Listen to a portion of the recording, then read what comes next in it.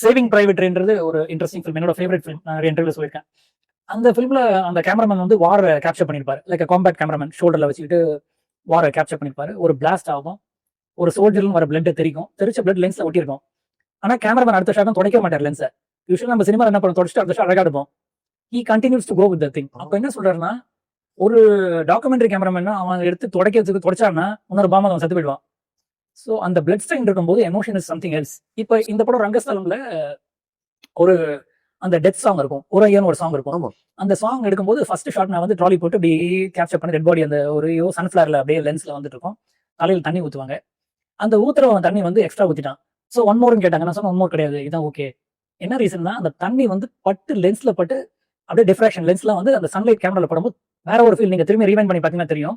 Saving பிரைவேட்ல blood விட்டுருப்பான், ஒரு impact வந்து இப்ப பாருங்க இந்த இம்பாக்ட்னா he was bowled over, completely அன்பிலியபிளா இருக்கு இந்த இம்பாக்ட் அப்படின்னு சொல்லி ஃபீல் பண்ணேன்.